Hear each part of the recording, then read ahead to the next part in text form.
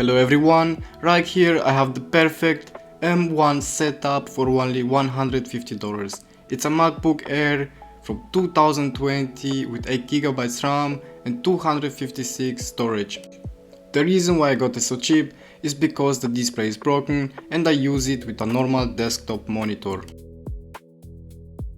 The MacBook is actually in a perfect condition except the display. It has this thing in the middle that flickers the whole time, and if you watch it for too long it feels so uncomfortable for the eyes. That's why an external monitor is perfect for this setup.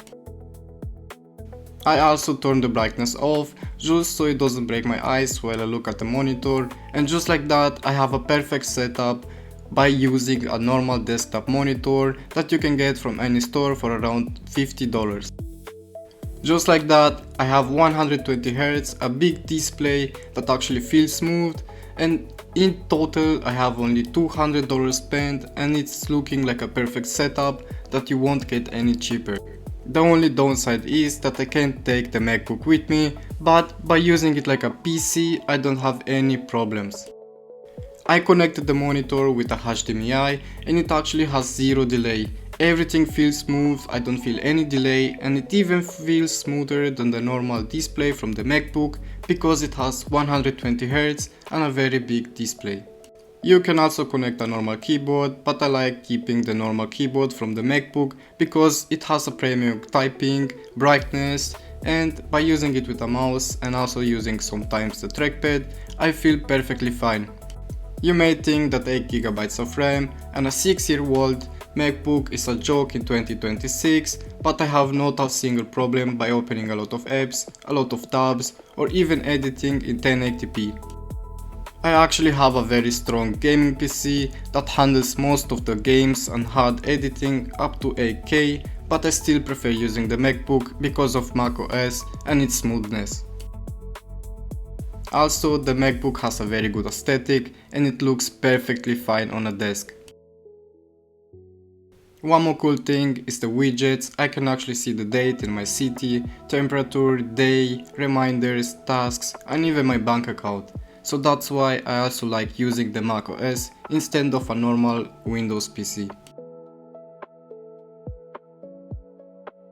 Also, one big reason is the notes, because everything what I can type in my iPhone, it will automatically appear on the MacBook. It has a syncing from the iCloud, so that's why I like using it. Even though this MacBook is 6 years old, it handles all of the apps and almost any new app is still available and supported by the M1 chip, so it's still a perfect thing to buy in 2026. I've been using this setup for about 2 weeks and I feel that editing in 1080p up to 4K is not a problem for this MacBook. I mostly use CapCut because I have only 1080p videos and I also make a lot of shorts, so that's why CapCut is the main thing that I use, but it also supports DaVinci Resolve. It has 8GB of RAM, Apple M1 chip, which is one of the best inventions from Apple, because M1 chip is only the first generation and the highest that you can get is the M5, so it's still not that old as people may think.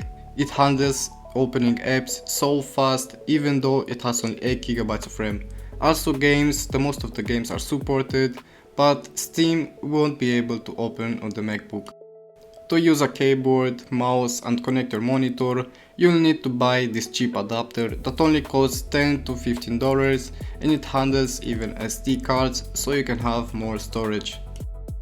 The model that I have is from Up Green and I also can charge my MacBook by using these ports. It has 2 Type-C ports, 1 HDMI and 2 USB ports, so it's more than enough so you can connect everything what you may need.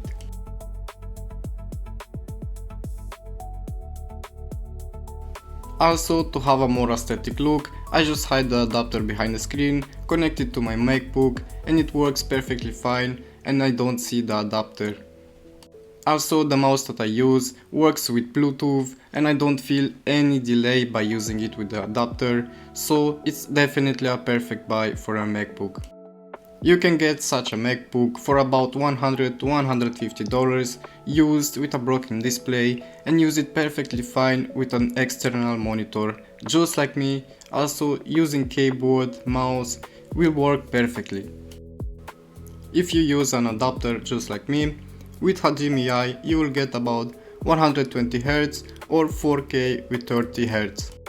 I use it with 120Hz and it feels perfectly smooth with no delays. The reason why I don't connect a keyboard is because the MacBook's keyboard works perfectly fine, and as I said before, it has the brightness that I can control, and the trackpad is really useful. If you edit videos, you can swipe down, up and sideways. That's why it's a perfect MacBook for content creation.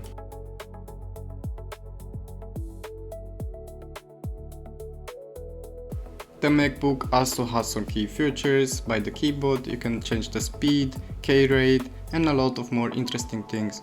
The main thing that I like is the brightness that I can control. Also, the keyboard has a premium feel that you only get with the MacBook's Apple products. My MacBook has a battery health of 98%, which is actually insane in 2026. It's also the original battery, so it never got changed.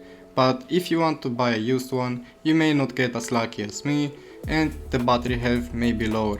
But it's still perfectly fine because the battery will last about 3 or to 6 hours by editing or doing simple stuff. Also, one cool app that you can use is called any.do. You can write down in your phone and it will automatically sync in with your MacBook, and you can write down tasks or anything that you want to remember and it will appear on your MacBook screen, so you can use it like a widget. While you use the same MacBook as me, write that down in the comments, and also keep in mind that it works with any MacBook product. You can also get a better one, even the Pro version that has fans and won't overheating by using it for a long time. Write that down in the comments. Thanks for watching and have a good day.